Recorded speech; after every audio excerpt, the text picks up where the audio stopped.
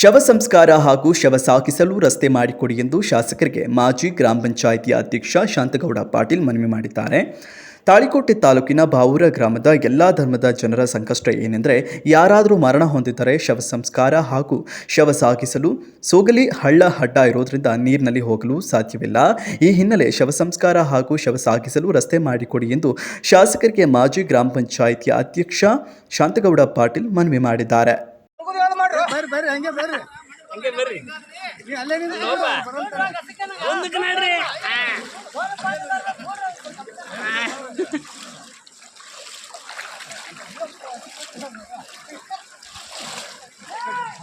ದಂಡಿಗೆ ನಡೆದ ಒಬ್ಬರು ಮಾತಾಡೋರು ಬಂದ್ರು.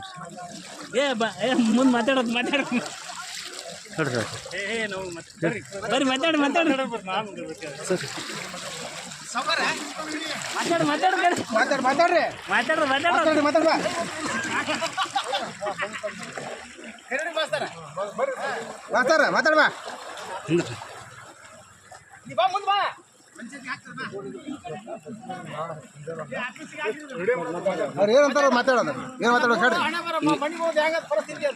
ನಿಮ್ಮೂರು ಸಮಸ್ಯೆ ಏನೈತೆ ರೀ?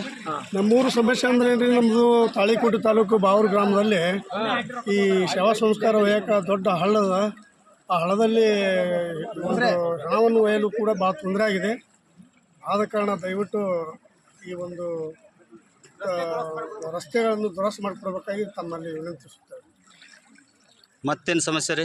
ಯಾವ್ಯಾವ ಸಮಾಜ ಐತೆ ಅಲ್ಲಿ? ಇಲ್ಲಿ ಎಲ್ಲ ಇಡೀ ಊರು ಸಮಾಜದ ಇಲ್ಲಿಗೆ ಐತಿ.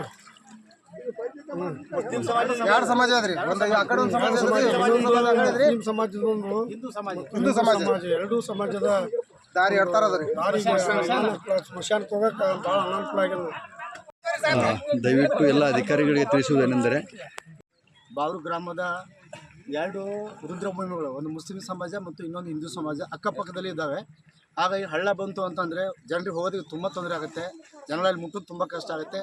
ದಯವಿಟ್ಟು ಜಿಲ್ಲಾ ಆಡಳಿತದಲ್ಲಾಗಲಿ ಅಥವಾ ತಾಲೂಕು ಆಡಳಿತದಲ್ಲಾಗಲಿ ಇಲ್ಲಿ ಒಂದು ಊರಿಂದ ಈ ಮಧ್ಯೆ ಒಂದು ಬ್ರಿಡ್ಜ್ ನಿರ್ಮಾಣ ಮಾಡಿಕೊಟ್ರೆ ನಮ್ಗೆ ತುಂಬ ಸಮಸ್ಯೆ ಆಗುತ್ತೆ.